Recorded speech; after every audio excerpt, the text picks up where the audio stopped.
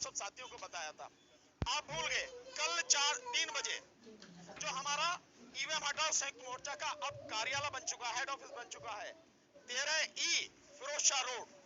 उस 13E Firoz Shah road पर आप सारे के सारे लोग 3 बजे पहुंचेंगे। मैंने कल ही कह रखा, सबको बता देना आप सब और मैंने कह रखा है कि कल हम खुलासा करेंगे कि इस ईवीएम को रखने में कौन कौन शामिल है, इसमें सरकार, इलेक्शन कमीशन और कौन कौन है जो इस षड्यंत्र को बनाए रखना चाहते हैं, सत्ता पर बने रहना चाहते हैं। उसका खुलासा बाकायदा होगा, कई चीजों का खुलासा होगा। कल आप लोग आएंगे तो ईवीएम का अगला कदम है हमारा ये, जो कल आपको होगा, और इसके बाद में स्टेप बाय स्टेप हम लोग चलेंगे, आपको बताते रहेंगे, क्योंकि आप ही साथी हैं।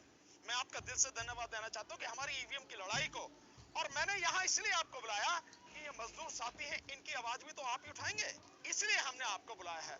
और ये लड़ाई में ये भी शामिल होंगे, और आगे की जो लड़ाई होगी ईवीएम की बहुत मजेदार, बहुत मजबूत लड़ाई होने जा रही है। आप देखना, वो काम होगा जो कोई लोग सोच नहीं सकते, वो आगे वो काम होगा। तो कल तैयारी कर रहा है चुनाव कराने की, करने दो, उससे क्या फर्क पड़ता है? बंद होने में कितनी देर लगे? 1 मिनट। ये डिब्बे बंद, अब कागज से होगा। देश का नुकसान होगा बहुत ज्यादा। देश का कोई नुकसान नहीं होगा।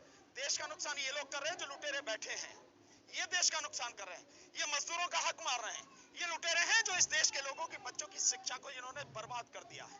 ये वो लोग हैं, ये वो लोग हैं जिनकी वजह से, जिनकी गलत नीतियों की वजह से आज देश का जो क्रीम है, जो ब्रेन है, वो बाहर पढ़ने जाता। 8 लाख बच्चे इस देश के। कभी देश था कि दुनिया के लोग यहां पढ़ने आते थे। जब विक्रमशिला विश्वविद्यालय था, जब नालंदा विश्वविद्यालय था, यहां पढ़ने आते थे। जब तक्षशिला विश्वविद्यालय था, आज यहां से जा रहे हैं। और 8 लाख बच्चे, 8 लाख बच्चे हर साल देश से विदेश पढ़ने जा रहे हैं, और उनमें से 95% बच्चे कभी आप आते नहीं है।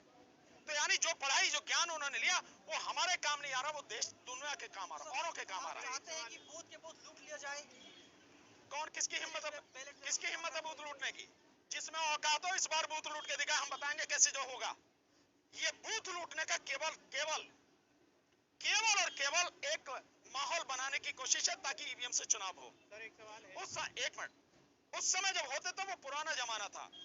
आप कितने बूथ लूट लेंगे? मैं अभी आज भी मान लेता हूं, 2, 4, 10, 20, 50, 100, 10,000, 20,000।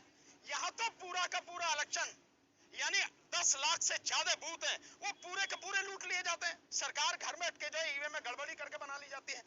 आप चाहते हैं कि ये होता रहे?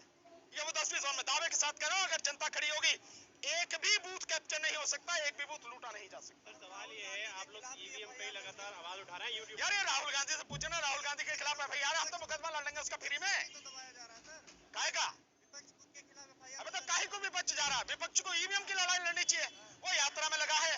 अगर ईवीएम हट गई तो किसी यात्रा की जरूरत नहीं है, पब्लिक वैसे ही जिता देगी। और मैंने कल कहा था, आप यात्रा कर लो, कुछ भी कर लो, अगर ईवीएम रहेगी तो आप जीत नहीं पाओगे।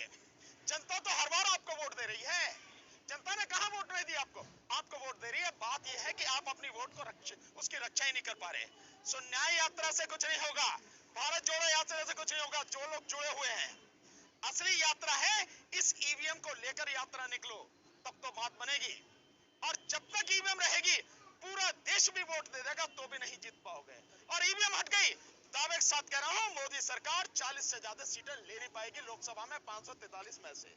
सर सवाल ये है, ईवीएम की आवाज अब यूट्यूब पे उठा रहे हैं, सबसे ज्यादा चैनल दिखा रहे हैं, और यूट्यूब खुद सर्टिफिकेट दे रहा है कि ईवीएम पूरी तरह से ट्रांसपेरेंट है, पारदर्शिता है। यूट्यूब नहीं दे रहा सर्टिफिकेट, वो इलेक्शन कमीशन की वो उसने लगा रखी है, वो मजबूर है, सरकार के दबाव में है। इन सब लोग जो दबाव में हैं, जिनका सरकार गला दबा रही है, इन सबको आजादी दिलानी है। अभी आपका गला दबाया जाएगा, आपके गला दबाने का भी कानून आने वाला, तो आपकी लड़ाई भी हम लड़ रहे हैं।